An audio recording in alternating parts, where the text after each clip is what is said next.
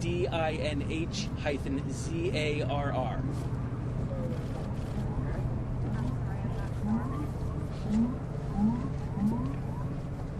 Hello, everyone. My name is Bella Dinzar. I'm a board member at the National Transportation Safety Board, the NTSB. Our investigators began arriving here on scene last night, and the rest of our team arrived early this morning to begin our investigation into the AS-350B2 helicopter crash into the East River. The NTSB is an independent federal agency charged by Congress with investigating every civil aviation accident and significant accidents in other modes: marine, pipeline, rail, and highway. We also issue safety recommendations aimed at preventing future accidents. Before I go any further, on behalf of all of my colleagues at the NTSB, we extend our hearts out to all of those who were affected by this tragic accident. Our thoughts are with you during this very difficult time. Here's the factual information that we have now. The AS-350B2 helicopter was manufactured in 2013 and registered to the Meridian Consulting Corporation of Kearney, New Jersey. It is powered by a single Safran turboshaft engine. There were 6 people aboard the helicopter, a pilot and 5 passengers, who were on a private photo flight. Shortly before the crash, the pilot radioed ATC, air traffic control, declaring an emergency due to engine failure. The crash occurred at 7:08 p.m. Eastern Daylight Time, and video captured an auto rotation into the East River. Last night, officials tied off the helicopter off the 23rd Street Seaplane Pier, still upside down. As you may have witnessed earlier this afternoon, officials from local and federal governments recovered the helicopter from the river using divers and a barge. The helicopter is being taken to a secure location where we will be able to examine it carefully. Since this was a photo flight, we will be working with the NYPD to recover any cameras or personal electronic devices from the aircraft that might paint an accurate digital portrait of the last moments of this flight. And before I continue, I want to sincerely thank all the first responders, the local and federal officials who have been involved in the recovery and who have been supporting our investigation. We couldn't do our work without their invaluable help. The NTSB will analyze the facts, determine the probable cause of the accident, and we will issue a report of those determinations. The investigator in charge of this accident is Mr. Todd Gunther. Mr. Gunther is a senior aviation investigator with nearly 30 years of accident investigation experience. He is leading a multidisciplinary team of experts. The NTSB team will be examining the following areas: air traffic control, operations, airworthiness, survival factors, power plants, and weather. In addition to our investigators, we also have specialists from our Office of Transportation Disaster Assistance here to assist victims and their families. We have also held an organizational meeting and established parties to our investigation. The parties are the Federal Aviation Administration, Airbus, and Safran engines. They will provide technical expertise to the investigative process. In addition, assisting us are the NYPD, FDNY, Office of Emergency Management, the Office of the Chief Medical Examiner, the U.S. Coast Guard, and the U.S. Army Corps of Engineers, and we appreciate their help. Tomorrow will be our first full day on the scene. Our investigative team will be on scene for about 5 to 7 days. Our mission is to understand not just what happened, but why it happened, so we can prevent it from happening again. We will not be determining the probable cause while we are here on scene, nor will we speculate about what may have caused this accident. And since we're just beginning our investigation, we don't have a great deal of information to report yet, but we will keep you informed by providing regular updates as we find out more. And if the public has relevant information for the investigation, you can email us at eyewitnessreport@ntsb.gov. And for the latest information on media briefings, you can follow us on Twitter and our website. And Twitter is at NTSB_newsroom, and the website is ntsb.gov. Now, I'd be happy to take a few questions. To ask a question, please raise your hand, and when I identify you, please state your name and your affiliate. Yes. Can you confirm the helicopter did not have doors? And if so, as a safety official, what are your thoughts on what's becoming a trend apparently, helicopters going up on these photo tours so people can take pictures so they can show them off on Instagram?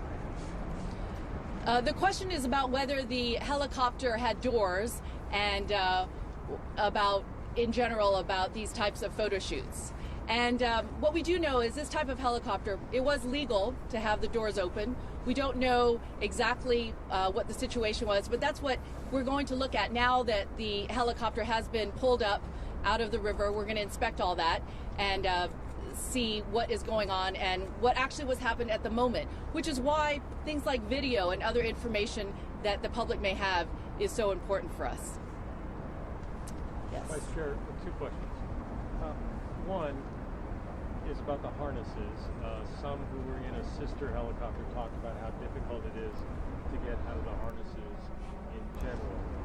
And secondarily, can you talk about the floats? I mean, this is something that has to be maintained just like a engine or anything else.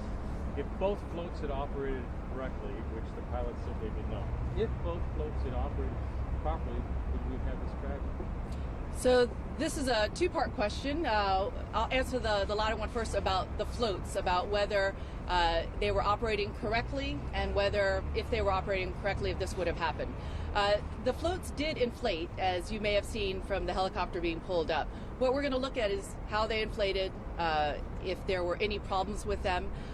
When floats do inflate, there are times when the helicopter will still not necessarily stay afloat. So we're going to look into that. And as I said before, it's because we've just recovered the helicopter from the river. And I'm sorry, David, what was the second? What are the regulations?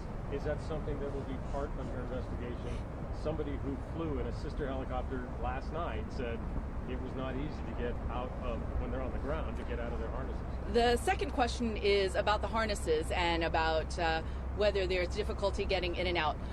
What we do know is that it was a photo flight. There were harnesses. We will be looking at other sister helicopters. We'll be looking at this helicopter to see whether the harnesses were functioning and whether the passengers were using them. So all of that will go into effect. And let me just make sure that our IIC, our investigator in charge, doesn't have anything to add to that. Yeah, in regards to the harnesses, we have heard information that's come forward from a number of individuals regarding the harness system in this particular helicopter and then also in sister helicopters. And we've heard information about that some people have been discussing that. That's something we'll be looking into. We have brought with us our survival factors group, which it consists of survival factor specialists that are trained in the examination and analysis of restraint systems. So that will be part of the investigation. Thank you, Mr. Gunther.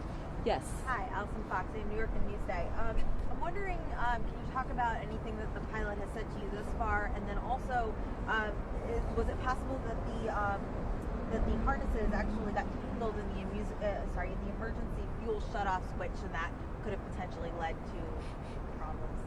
So two questions. One is whether we know anything about the harnesses. And again, it's too early to know. We'll be looking exactly at what happened with the harnesses. The other question was about the pilot and whether we have spoken to him. And no, he was he was obviously injured and in the hospital. We will be asking him to be interviewed, and we hope he'll comply because obviously our only purpose here is to ensure that this type of accident doesn't happen again. Yes. Can you tell us where the helicopter took off from, how long it was in the air before it crashed? And also, any details about the pilot, for example, how was your flying experience? The question is, do we have any information about the pilot and about where the flight took off? That is actually what we're looking into. This aircraft does take off from a number of different places, so we want to make sure we know exactly where it took off for this flight.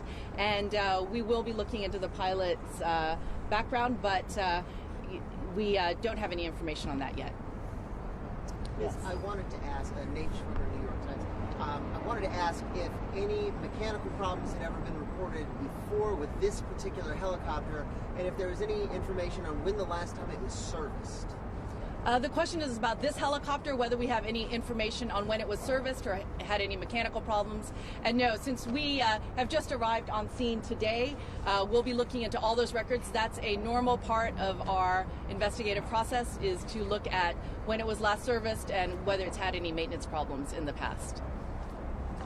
On the flotation devices, do you inspect those? Do they go through any sort of testing periodically on those devices that are meant to prevent it from flipping over?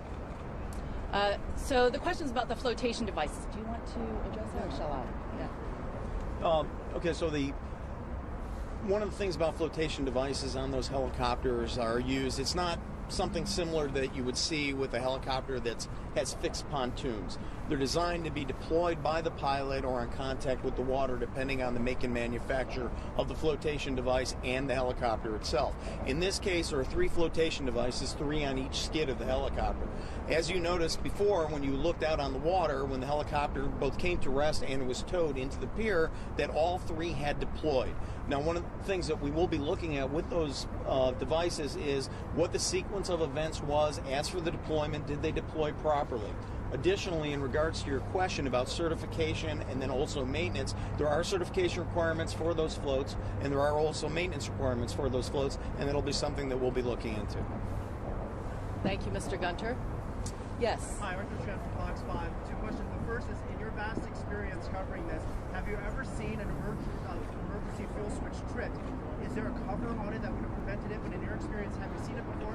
And then the second question is, does your agency have the power to ask this helicopter operator or to order them not to operate until you've finished some of your findings? The question is, do we have the authority to ask this operator to stop working or stop operating until we have findings? And that is not within the NTSB's purview. It's the purview of the FAA, the Federal Aviation Administration. But what we do here is we will investigate very carefully. If there are any safety issues, whether it's particular to this operator or systemic throughout operations, we will issue, if needed, an urgent safety recommendation. And that means that it comes out as soon as it's needed in order to prevent this from happening again. So that will be done if it's needed, if there's a safety issue that we believe is urgent. Excuse me, the first part was whether or not, in your experience, you've ever seen a switch like this triggered by one of the passengers on the flight. So the question is, have we ever seen a trigger like this triggered, or anything like this triggered? I can tell you we have seen many things that have happened in an airplane. I personally have not seen this type of accident happen. And would you like Nor to? have I, and that's something we're looking into. But we certainly will look into it. Next question. Yes. Hi. 2 questions about the emergency engine cutoff is my first one. Do you know, I know you said it's from 2013, but does the chopper have a 1 or 2 stage process from the emergency engine cutoff? In other words, once you do the emergency engine shut off, is there another one that sets in, or is it just that one simple switch? So this is an AS350B2. I'm not sure if that is, do we know that at this point? We don't know that at this point. I'm sorry, we do not know that at this point, but we will be checking that. Okay, and then my other question is about the airspace. Was the helicopter too close to LaGuardia? Was there anything wrong with the airspace? So the question is about the airspace, and we will be looking exactly the flight pattern in the airspace, but what you should remember is the pilot did declare an emergency, and in that case, there are special considerations. I don't know if our IIC would like to add anything. Is that so? When a pilot has declared an emergency, there are some I suppose less strict requirements. There was talk of potentially the pilot telling investigators that maybe one of the passengers' bag hit a switch. Did you have that communication with the pilot at all? Is that the question is what the pilot has told investigators, and we have not spoken to him yet, and we hope to be able to. And we've always had very good relationships with people we've interviewed because they know our purpose is simply to prevent these accidents from happening again. Thank you. Thank you very much. Thank you.